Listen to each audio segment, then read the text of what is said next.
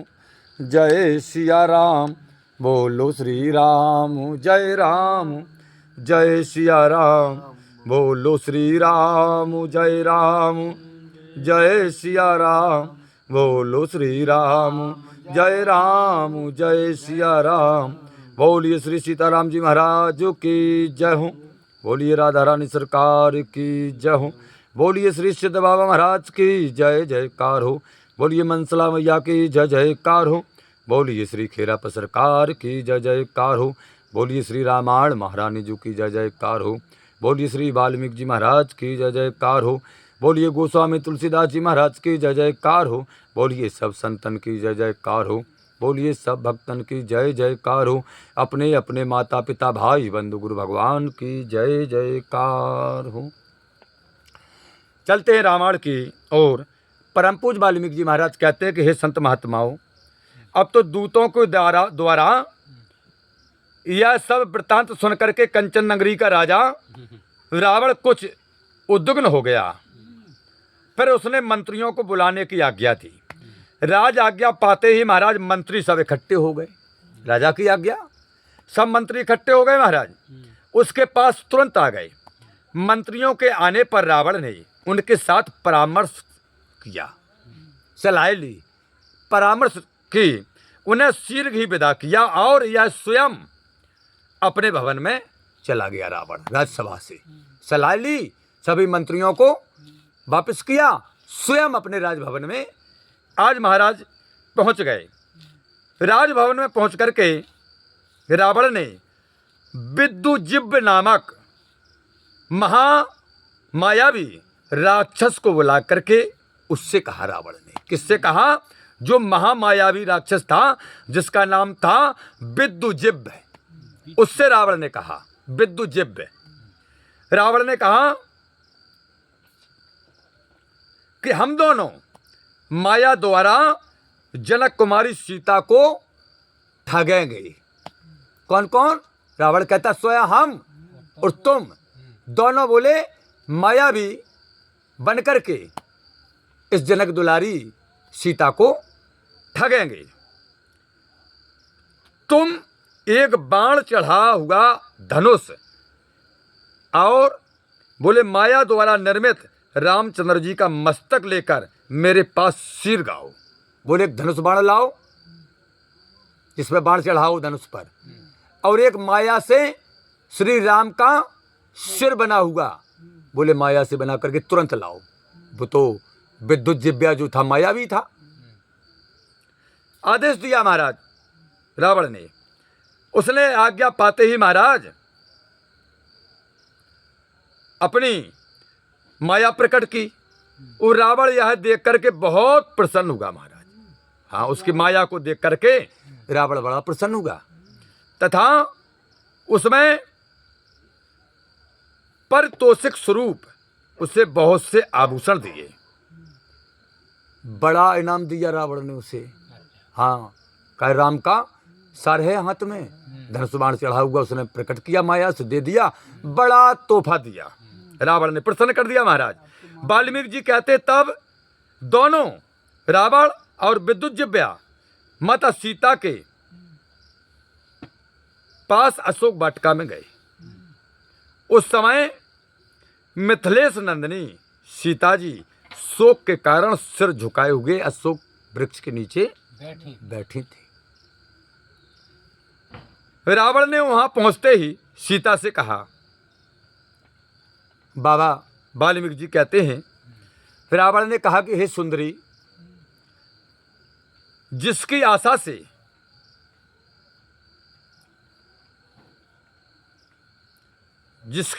आशा से तुम अब तक मेरा तिरस्कार करती रही थी, वह तुम्हारा पति राम मारा गया।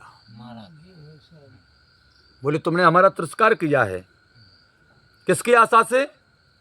राम की आशा से, अपने पति राम की आशा से कि वो जरूर आएंगे। रावण कहता है कि क्या करें कि तुम दुर्भाग्नी हो, तुम्हारा पति राम मारा गया। रामचंद्र वानरों की सेना सहित समुद्र पार कर आक्रमण के लिए यहां आ गए थे। रावण कहता है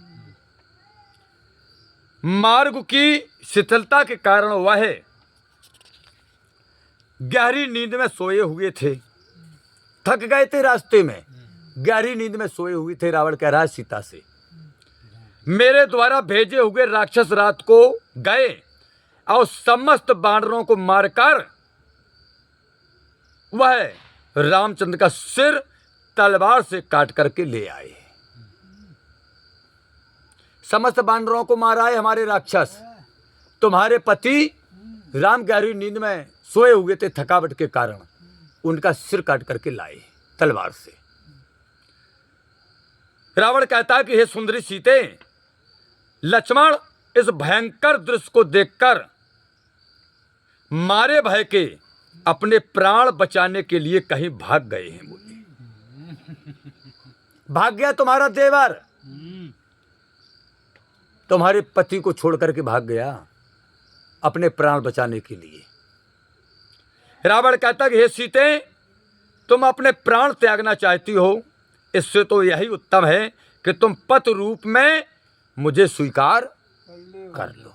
राम मारे गए तुम्हारे पति, तेरा देवर भाग गया, सुग्रीव हनुमान फलाना ढकाना जितनी सेना थी बोले रात्रि को सबको उड़ा दी गई लंका की सेना के द्वारा, और तुम्हारे पति का सिर लंका में आ गया है, इसलिए तुम हमें स्वीकार कर लो पति के रूप में। रावण कहता है यदि तुम्हें विश्वास नहीं है, रावण कहता, तो मैं तुम्हें अभी रामचंद्र का कटा हुआ सिर दिखा दूंगा, तब तो विश्वास होगा तुम्हें। यह कहकर उसने राक्षसियों से कहा, तुम विद्युजिह्व राक्षस को बुलाओ, जाओ बुलाओ विद्युजिह्व को, वही तो युद्ध भूमि से राम का मस्तक लाया है काट करके, वही लाया है। विद्युजिह्व आज्ञा पाते ही महाराज धनुष बाण और राम का मस्तक के सहित सीता के सामने उपस्थित हो गया। महाराज उसने आकर रावण को प्रणाम किया। रावण ने उसे आज्ञा दी, तुम वह मस्तक जो युद्ध भूमि से लाए हो उपस्थित करो, करो उपस्थित। आज्ञा मिलते ही उसने माया निर्मित धनुष बाण और श्री रामचंद्र जी का मस्तक माता सीता के आगे रख दिया। महाराज तब रावण सीता से कहने लगे, तब रावण सीता से कहने लगा, हाँ, धनुष बाण भगवान राम का सर माता सीता के सामने रख दिया विद्युजिह्व ने। अब रावण कहता है सीता से, सीते देखो त्रिलोकी में विख्यात यही राम का महान धनुष है कि नहीं है, पहचानो, यही धनुष है जिसके कारण संसार राम को पहचानता है, यही धनुष है, माया से बनाया था उसने। रावण कह रहा है कि पहचानो, तो देवी है राम का यही है धनुष। अतएव हे सीते, अब तो तुम मुझे स्वीकार करो, क्योंकि तुम्हारे जीवन का एकमात्र आश्रय अब समाप्त हो चुका है, वही तुम्हारा एक आश्रय था, तुम्हारे पति देवर भाग गया है, अब तुम हमें स्वीकार करो। वाल्मीकि जी महाराज कहते हैं कि सीता जी ने माया निर्मित वह सिर और श्रेष्ठ धनुष देखा, उन्हें पवन कुमार हनुमान द्वारा वर्णित सुग्रीव की मित्रता का ध्यान हुआ। अब हनुमान जी ने बता दिया था कि माता तुम दुखी नहीं हो, भगवान की दोस्ती सुग्रीव से हो गई और सब तैयारी है, ये स्मरण आया अब माता सीता को। तथा फिर अपने पति श्री रामचंद्र जी से सिर को वैसे ही नेत्र, वर्ण, मुख, ललाट और केस, चूड़ामणि आदि चिन्हों से पहचान कर वे अत्यंत व्याकुल हो गईं। अच्छा, हाँ, सेम बना दिया उसने, बिल्कुल सेम। वो चूड़ामणि जो दो हतो माया को है, जो हनुमान जी के द्वारा चूड़ामणि पहुंचाओ तो वो हनुमान जी के हाथ में, भगवान के हाथ में हतो, तो वो पहचान लो उनने। तथा उस सिर को लिए हुए करुण कृंद करने लगी। अब मैया सीता रोने लगी, अब सिर को गोदी में रख लिया मैया ने। अच्छा, हाँ, रोने लगी, कहते हैं कि हा आर्य पुत्र मेरा सर्वनाश हो गया, हा महाभाव आज मैं आपको इस दशा में देख रही हूँ। माता सीता कहती हैं विलाप करते हुए कि आप वीर वृत्ति थे, मैं शोक सागर में पड़ी हूँ, इस दयनीय दशा में मुझे छोड़ करके आप वीर गति को प्राप्त हो गए हो। माता सीता रोती हुई कहती हैं कि हे प्राणनाथ, स्त्री से पूर्व पुरुष की मृत्यु बड़ी दोष की बात है। बोले स्त्री के पहले अगर पुरुष मर जाए तो स्त्री के लिए यह बड़े दोष की बात है। माता सीता रो रही हैं, कहती हैं कि हे प्राणनाथ, मुझ सती साध्वी पत्नी के रहते हुए आपका निधन एक महान अनर्थ है। माता सीता कहती हैं कि हे नाथ, मुझ शोक सागर से निमग्न हतभागिनी का निस्तार करने के विषय में आप तो पूर्ण उद्योग कर रहे थे, उपाय कर रहे थे, किंतु हाय विधाता, या बीच में ही क्या अनर्थ हो गया है। माता सीता कहती हैं कि हाय अब आप भी न रहे। माता कौशल्या अपने प्राणों से भी अधिक स्नेह प्यार आपसे करती थी। माता सीता कहती हैं कि आप नहीं रहे। हमारी सासू माँ कौशल्या अपने प्राणों से ज़्यादा प्यार प्रेम तो तुमसे करती थी। माता सीता कहती हैं कि आज वह भी पुत्रहीन हो गई। माता कौशल्या भी पुत्रहीन हो गई। माता सीता कहती हैं कि हे नाथ, ज्योतिषियों ने आपको दीर्घजीवी बतलाया था। जितने संसार के ज्योतिषी सबने कहा था कि राम दीर्घजीवी है, राम की बहुत उम्र है, फिर ये क्या हो गया है प्राणनाथ? आज उनकी भविष्यवाणी भी मिथ्या हो गई है। माता सीता कहती हैं, हे प्राणनाथ, आप तो दुखों से निवृत्त का उपाय भली भांति जानते थे। आप दुखों से निवृत्ति का उपाय तो भली भांति जानते थे, फिर ऐसी अचिंत्य मृत्यु का शिकार आप कैसे बन गए? विलाप करते हुए माता सीता कहती हैं कि हे पुरुष सिंह, मुझे तपस्वी को छोड़ करके आज आप अपनी प्रियतमा के समान इस पृथ्वी का आलिंगन किए पड़े हैं। माता सीता कहती हैं कि हे पुरुषोत्तम, आपके प्रत्येक स्थान में गति है, फिर मुझ असहाय दुखनी को छोड़ करके आप दूसरे लोक को क्यों चले गए? क्यों गए आप? हे वीर शिरोमणि, हम 3 व्यक्ति ग्रह त्याग करके वन को साथ आए थे। माता सीता कहती हैं, हे प्राणनाथ, हम 3 व्यक्ति अयोध्या को राजघराने को त्याग करके वन को आए थे, किंतु अब शोका विभूत कौशल्या मैया अकेले लक्ष्मण को लौटा देख किस प्रकार अपने प्राण रख सकेंगी?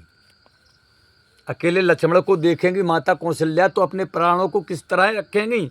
माता सीता कहती हैं कि हे विधाता, उनके पूछने पर लक्ष्मण जब उनको आपके मित्र की सेना का सोते हुए तथा आपका भी सुप्तावस्था में राक्षसों के हाथ वध होना सुनेंगी मैया, तथा उनके वियोग में मेरा राक्षस के घर प्राण त्यागना सुनेंगी, तो इस वध प्रहार शरीर के समाचार को सुनकर के माता कौशल्या का हृदय विदीर्ण हो जाएगा। माता सीता रोती हुई कहती हैं कि हे विधाता, वह भी अपने प्राण त्याग देंगी। हाय मुझ दुष्टा के कारण ही आप इस अचिंत्य मृत्यु को प्राप्त हो गए हो। माता सीता कहती हैं कि हे रावण, मुझे भी तुम मेरे प्राणनाथ के पास ले जाकर के वहां मार डालो। अब रामादल में ले चलो हमको, जहां पर उनका शरीर पड़ा है वहीं पर हमको मार डालो तुम। माता सीता कहती है, इस प्रकार मुझे अपने स्वामी से मिलाकर के तुम मेरा कल्याण करो रावण। मैं तो अब अपने पति की ही अनुगामिनी होना चाहती हूं। मैं सती होंगी, पति के साथ मरूंगी, मैं सती होंगी।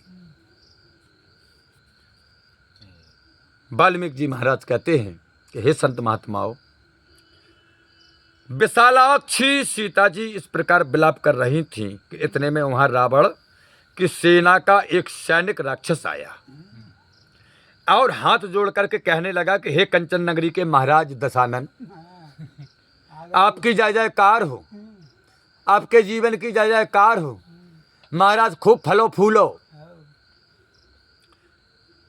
यह कहकर रावण को अभिवादन किया और विनम्र प्रार्थना की। उसने कहा कि महाराज, सब मंत्रियों सहित सेनापति प्रहस्त आए हैं,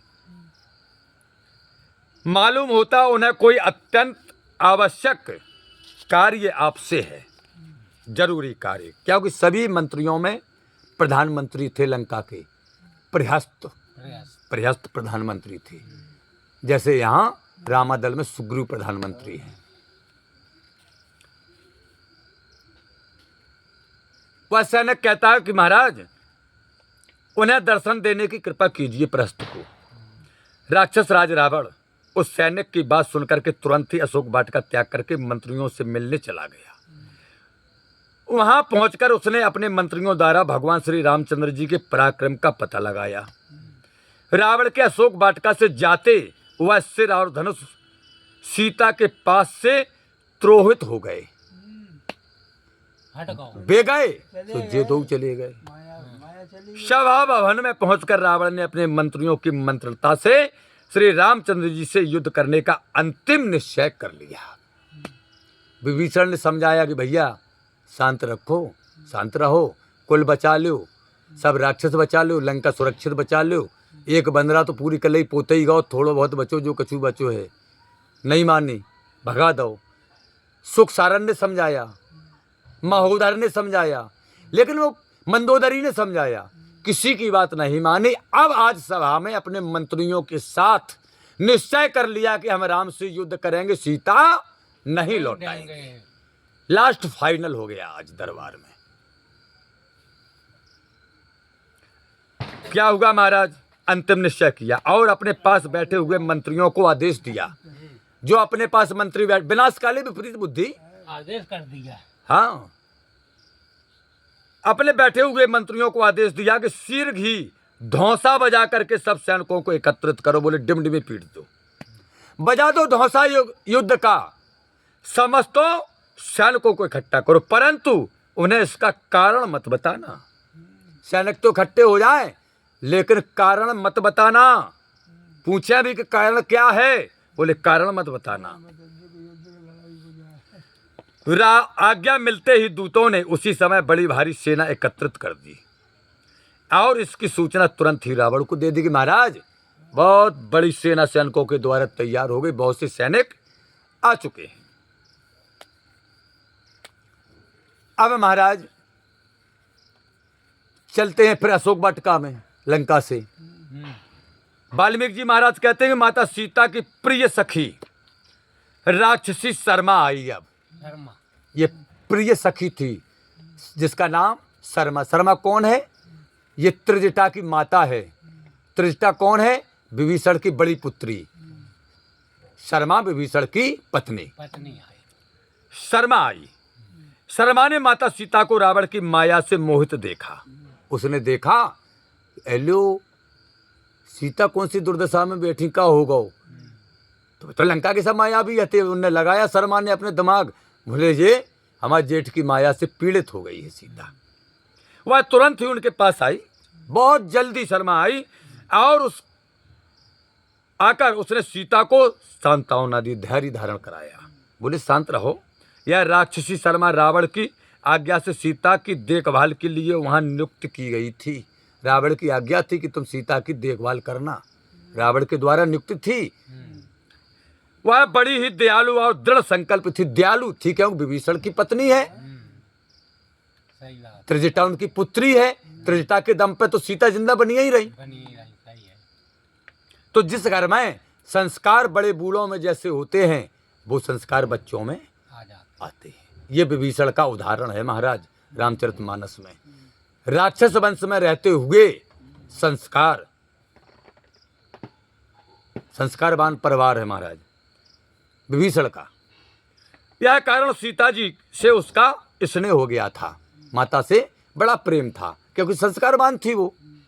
इसलिए उन्हें दुखित देखकर के वह समझाने लगी कि हे सीते, रावण ने जो कुछ तुमसे कहा था तो तुमने जो कुछ उसे उत्तर दिया वह सब मैंने आकाश में छिपे छिपे सुन लिया था। बोले यहीं थे मुड़ी पे, आकाश में अलोप थे हम, सब सुन लिया हमने कि रावण ने तुमसे क्या कहा, क्या दिखाया और तुमने क्या उत्तर दिया, हमने सब सुन लिया। रावण भयातुर हो यहां से घबराया हुआ लौट गया है। शर्मा कह रही है इस सब का रहस्य भी मुझे अच्छी तरह ज्ञात है। बोली रावण काय गौ लौट कर भड़बड़ा के वो दूत के कहिस हैं। बोले बहू हमें पता है। शर्मा कहती कि हे सुकुमारी सीते धैर्य धारण करो, यह सब मायावी राक्षसों की माया है। बोले कहूं कछू नहीं है। बोले ये सब मायावी है। बोले बहु धनुष माया को हतो जो सर हतो, बोले तुम रो रही जब से बोले वो कहूँ कछु नहीं कटो, बोले सब माया को हतो। भला सोचो तो पुरुष सिंह भगवान श्री रामचंद्र जी का निद्रित अवस्था में यानी सोते अवस्था में वध हो जाना कहीं संभव हो सकता है सीते? शर्मा कहती विचार तो करो जरा, भगवान श्री रामचंद्र जी सो रहे हैं, वो तुम यहां रो रहे हो और वो सोएंगे? पहली बात तो सो ही नहीं सकते, और दुश्मन के नगर पर, हाँ, जगह पे, सत्य है। और बोले उनको सिर कट जिए। विचार करो, शर्मा कह रही है महान पराक्रमी बानरों को भी जो खेल ही में राक्षसों का विनाश कर डालने में समर्थ है, बोले वो एक बंदरा, बोले हनुमान, बोले लंका में आके तो चौपट करेगा तुम्हारे सामने सीता, और इनको सर को और अब बाकी संगे ते बंदरा हैं, बोले कि गिनती नहीं है, और बोले उनके बीच में बोले हाँ गर्म बिहू की रचना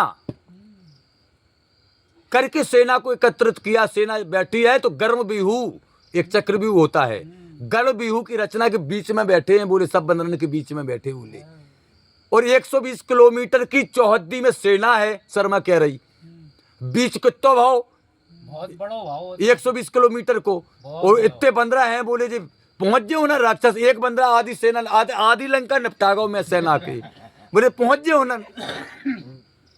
बोले विचार करो सीता, धैर्य को धारण करो, तुम शोक में हो इसलिए तुम्हारी बुद्धि काम नहीं कर रही है, हम तुम्हें समझा रहे, कहीं कुछ नहीं होगा, अभी प्रमाण सामने आएगा, सीता धैर्य को धारण करो।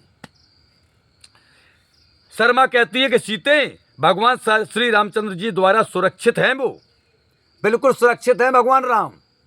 और बोले सीता जा बताओ लक्ष्मण वैसे भाग सकत? तुम जानती हो कितने बलवान हैं, तुम बाद ना कह रही थी हमसे कि हमारा देवर बहुत बलवान है, हमारे ब्याह में गाओ तो हमारे पिताजी ने कह दी जब धनुष ने टूटो कि पृथ्वी वीरों से खाली है, तो बोले हमारे देवर को बहुत गुस्सा आ गई थी। तुम सुना रही थी बाद में अपने ब्याह की कथा कि हमारे देवर कन लगो कि धनुष का चीज लगा तो हमारे बड़े भैया की आज्ञा हो जाए तो पूरे ब्रह्मांड को कच्चे घड़े की तरह, बोले का नाम ज्ञान की तरह फोड़कर चुकरा चूर कर दें, बोले वो भग जे, वो तुम्हारी बुद्धि कुछ हाँ।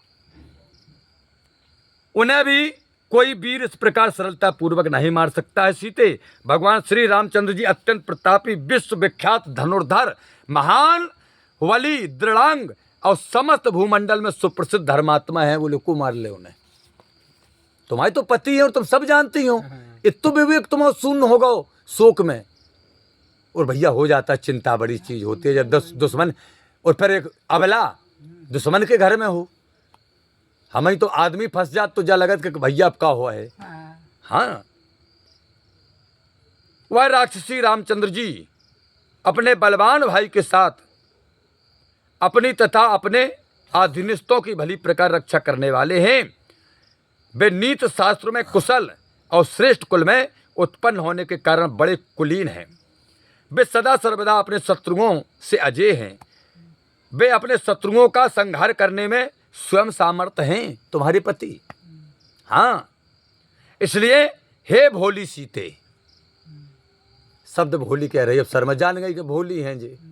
हाँ, शर्मा कहती है कि हे भोली सीते विश्वास रखो, वह मारे नहीं गए हैं। क्रूर कर्मी मायावी रावण इस माया के द्वारा तुम्हें छलना चाहता है। हे प्रिय सीते, अब तुम्हारे विषाद का समय व्यतीत हो चुका है, बोले जितने तुम्हें शोक दुख चिंता थे, बोले जो लास्ट समझ लो आज तुम हो, तो बस हमारी बात पक्की मान लो बस तुम। अब हमने अपने अट्टाल कावत से चढ़ के देखा है कि प्रथम द्वार पर तुम्हारे स्वामी विराजमान है बिल्कुल, और पूरी सेना लंका को घेरे है, और बोले पूरा पुल समुद्र पाटो है उनने वृक्षन से, दरगज से और पहाड़न से बापे भरी, और बोले इतने जगह ही नहीं है लंका में, सो बोले कछु बापार पे है, बोले हमने सब अपने सतखंडे से देखी, शर्मा कह रही।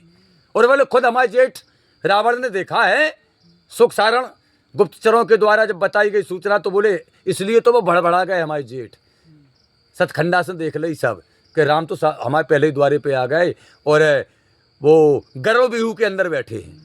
सत्य मानो, शर्मा समझा रही है, तुम्हारा अब दुख के दिन गए, अब अच्छे दिन तुम्हारे आ गए सीता, या तो तुम्हारे कल्याण का समय आ गया है, अब कल्याण का समय आ गया है।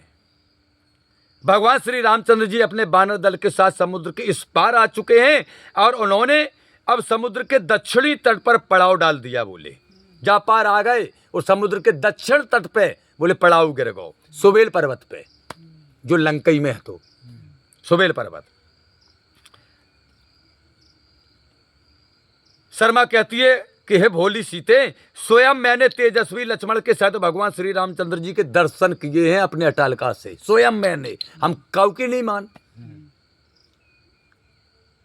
वह अपनी बानर सेना सहित पूर्णता कुशल पूर्वक है बोले, कोई दिक्कत नहीं है बोले। इसके अतिरिक्त रावण ने जो अपने दूत श्री रामचंद्र जी की सेना का रहस्य जानने के लिए भेजे थे, शर्मा कह रही कि हे सीते, उन्होंने भी आकर के रावण को यही समाचार दिया है कि भगवान श्री रामचंद्र विशाल सेना सहित समुद्र तट के इस पार आ चुके हैं तथा उन्होंने आक्रमण के लिए वहां से प्रस्थान भी कर दिया है। यह समाचार पाकर शर्मा कहती है कि रावण यहां से तुरंत चला गया और अपने मंत्रियों के साथ मंत्रणा कर रहा है, जा संग आओ जल्दी, और कोनो बात नहीं है, हमें सब पता है। शर्मा सीता जी को यह समाचार सुना ही रही थी कि राक्षसों का कोलाहल सुना दिया अब कानों में, सीता के और शर्मा के। शर्मा सुना रही है सब बातें सीता को, सीता के और शर्मा के कानन में शब्द आए कोलाहल राक्षसन को। कैसो डंके की चोट के साथ बजने वाले धौंसे का शब्द सुनकर मधुर भाषणी शर्मा ने सीता जी से कहा कि हे सीते, देखो और सुनो, सैनिकों का उत्साह बढ़ाने के लिए यह धौंसे का भयंकर शब्द हो रहा है। बोले युद्ध की तैयारी हो रही, राम कहाँ से मर गए पहले और ये धनुष ले आए। बोले देखो जो धौंसा बज रहा हो, आए कछु सीता समझ में तुम आए। सीता माँ को अब कछु संतोषी भाई, क्या जे का जीत है युद्ध में, हमारा बेटा हनुमान ही बहुत है, अकेले बहुत है, वो तो बजने ले जा रहा हो तो हमें, लेकिन हमारा पतिव्रत धर्म हो रहा हो तो पर पुरुष के मतलब जो है पीठ पर हम नहीं बैठ सकती थी, अकेले ले जाए हमारा बेटा, हमने अजर अमर को वरदान दे दो। कबार उखाड़ रहा है रावण हमारा बेटा को। बस सीता जी बड़ी प्रसन्न हो गई है महाराज। यह भीषण में भेरी नाद युद्ध की तैयारी का सूचक है। शर्मा कह रही जो धौंसा बज रहा हो भेरी बज रही, जो युद्ध को सूचक है। मत वाले हाथी सजाए जा रहे हैं। शर्मा कहती है सामरिक रथ घोड़ों सहित सजे हुए दिख पड़ते हैं और सहस्त्रों अश्वारोही हाथ में भाला लिए हुए अपने चंचल घोड़ों को इधर उधर दौड़ाते हुए दृष्टि पड़ रहे। बोले हमें दिखा रहे सब जी सब। कब तो माया भी है वहीं बैठी देख रही और बता रही सब वहीं से। जिधर दृष्टि डालो सीता, चारों ओर विचित्र वेशभूषा से सुसज्जित सैनिक चले आ रहे हैं। सारी सड़कें सैनिकों से भर गई, सीता लंका की जितनी सड़कें हैं। इस समय समस्त राक्षस वीर बड़े व्याकुल दिख पड़ते हैं। बोले जितने बड़े बड़े वीर वे हैं राक्षस बड़े व्याकुल दिख पड़ते हैं, जिससे जान पड़ता है उन्हें तत्काल ही किसी महान संकट का सामना करना पड़ेगा। अब तत्काल युद्ध हुआ है। और शर्मा कह रही कि हमारी भविष्यवाणी सीता सही न कर, महान कष्ट में पड़ जाए का ना हमारी लंका की सेना। बोले ऐसा हमें समझ में आ रहा। बोले काय? बोले जितने सैनिक हैं बोले सबके चेहरा डाउन है। सीता बोली चेहरा काय डाउन है, जानती तुम? शर्मा बोली हाउ। बोले का? बोले उनके मन में भय घुसो और पूरी लंका के मन में भय घुसो कि एक बंदरा चौपट करेगा, जाने कितने बंदरा है होना। और बोले सुख सारंग गए, एक सुख को भेजो तो सुख नामक दूत सुगा बन के सो आकाश से सूचना भेजी थी। वो गुप्तचर के लाने सुग्रीव के पास सूचना भेजी थी। रावण ने कहा था कि हे सुख जाओ तोता का रूप धारण करके और सुग्रीव से कह दो कि मैंने पत्नी हरण की है अयोध्या घराने की, तुमसे कौन सी दुश्मनी सो सेना लेके आ गए। बोले घरे जाओ, इनसे तो हम निपटाई ले, ये खबर भेजी थी। सो आकाश से वो सुगा कह रहा हो तो नीचे सुग्रीव होते, सेना बैठी थी, रामचंद्र सब बैठे थे। बंदरन ने छलांग लगाई, सट पकड़ लो, सत उनके बाहर नोचे, लेकिन राम जी ने छुड़ा दो और है ना नाव सो सब कथा बताई। शर्मा कह रही बोले जा से इनके सबके नेक से मोह है कि दुर्गत नहीं। विभीषण शरीर से चले गए इनके समझा के, सबने समझा रहा जे नहीं मान रहे तो दुर्गत सबकी होने। बोले जा से उनकी नेक से मोह है और जो युद्ध में जाए और वहां को नेक सो मोह है तो समझ लो कि कानोबा को मामला तो गड़बड़ हो ही गो, मनोबल पहले ही डाउन है। सही बात। शर्मा कहती है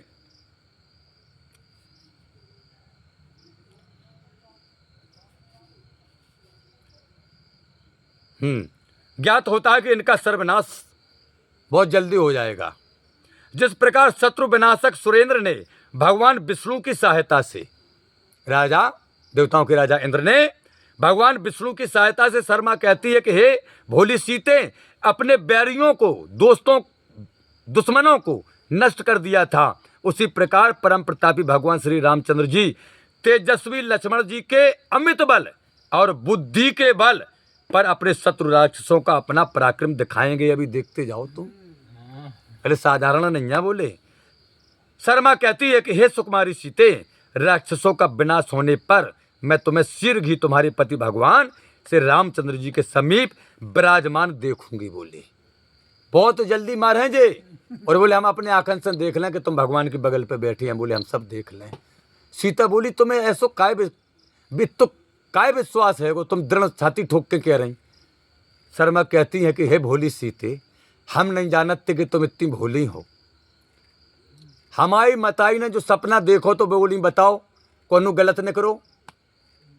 हमारी पुत्री ने, शर्मा कह रही कि हमारी बड़ी बेटी ने जो सपना देखो तो त्रिजटा ने, बोले वो गलत न करो। उनने कही थी हमने सपने में बानर देखो लंका को मार दो, बाहर है वो। बोले लंका बरी। सीता बोली बरी तो। बोले हमारी बड़ी मोड़ी त्रिजटा ने और क्या कही थी, तुम्हारी सब बातें वही थी। बोले उनने जो कही थी रावण को सिर घुट गए, उन नगर में कानो गधा पे बैठा के फेरी फिर के दक्षिण दिशा को बोले वहां गए वो। बोले भागो। बोले हाँ। बोले जो बताओ तो। बोले वो भाव। बोले हाँ। बोले अब बकाया कर रहे हो। बोले मरवे की बात है, सौबे हाल मरे जाते थे। कितनी देर है। बोले जैसे हम विश्वास से कह रही शर्मा। बोली इसलिए हमें विश्वास है कि हमारी पुत्री का सपना कभी झूठा नहीं जा सकता। आधा सच हो गया। जब आधा सच हो गया तो बोले जन्म कुंडली पूरी सच हो है। तुम्हारा मनोरथ शीघ्र ही पूर्ण हुआ चाहता है। बहुत जल्दी मनोरथ पूरा हो जाए देवी सीता तुम्हारो, बहुत जल्दी अपने पति से मिल जाओगी। शर्मा कहती है कि हे देवी, पूर्ण चंद्र के समान शोभायमान भगवान श्री रामचंद्र जी के मुख देख करके तुम विषाद के अश्रु बहाना छोड़ अब शीघ्र ही प्रेम अश्रु बहाओगी। बोले जिस शोक के आंसू तुम्हारे बहुत जल्दी खत्म हो जाए और प्रेम के आंसू बहाओगी भगवान को देख करके। अब शोक के आंसू हैं इन आंखों से निकल रहे, और जब पति तुम्हारे सामने आएंगे तो इन्हीं आंखों से प्रेम के आंसू आएंगे। आंख वही है, आंख वही है। हे सीते, भगवान श्री रामचंद्र जी युद्ध में रावण को मारकर अब शीघ्र ही तुम्हारे साथ सुख भोग करेंगे। जितना भी जीवन व्यतीत रहा सुख से व्यतीत होगा तथा तुम उनसे सत्कार पाओगी। बोले अपमान नहीं होगा। बोले जो गारंटी की बात है, सम्मान देंगे, सत्कार देंगे तुम्हें वो। अब तुम अपने कुलदेव सूर्य की शरण लो। बस बैठी हो, सूर्य भगवान है। बोले प्रार्थना करो सूर्य भगवान से कि हे हमारे कुलदेव हमारे ऊपर रक्षा करें। ये शर्मा ने माता सीता से कहा कि सूर्य भगवान की शरण लो। वही भगवान सूर्य प्राणी मात्र के उत्पन्न करने वाले और रक्षक हैं। बोले सूर्य भगवान प्राणी को उत्पन्न करते और वही रक्षा करते हैं सूर्य भगवान, और कोई देव नहीं है। बोले कोई देव ऐसा नहीं है। बोले सूर्य ही है, सुबह उग के शाम तक दर्शन देने वाला एक ही देव है, सूर्य भगवान। और बोले वो तुम्हारे कुल देव हैं। बोले वो तुम्हारी रक्षा करेंगे, सबकी रक्षा करते हैं तो तुम्हारी भी रक्षा करेंगे। इस प्रकार शर्मा ने माता सीता को समझा करके धैर्य धारण कराया। आज की कथा का यही समापन। कल लंका में चलेंगे, रावण दरबार में। बोलिए वाल्मीकि जी महाराज की जय जयकार हो। बोलिए श्री गोस्वामी तुलसीदास जी महाराज की जय जयकार हो। बोलिए श्री रामायण महारानी की जय जयकार हो। हे प्रभु आनंद दाता ज्ञान हमको दीजिए, सिर गुसारे दुर्गुणों से दूर हमको कीजिए। लीजिए हमको शरण में, हम सदाचारी बने, ब्रह्मचारी धर्म रक्षक वीर वृतधारी बने। यह कार्य जो मैंने उठाया आप ही की आसु से, ऐसी कृपा हो नाथ की जो पूर्ण हो वे दास की। दीनानाथ अनाथ का भला मिला संयोग, यदि आप तारू नहीं तो हंसी करेंगे लोग। लखन सिया राम चंद्र शंकर हरि ओम। जय जय सिया राम जय जय हनुमान हरि की जय जयकार हो। बोलिए अपने अपने माता पिता भाई बंधु गुरु भगवान की जय जयकार हो। बोलिए श्री हनुमान जी महाराज की जय जयकार।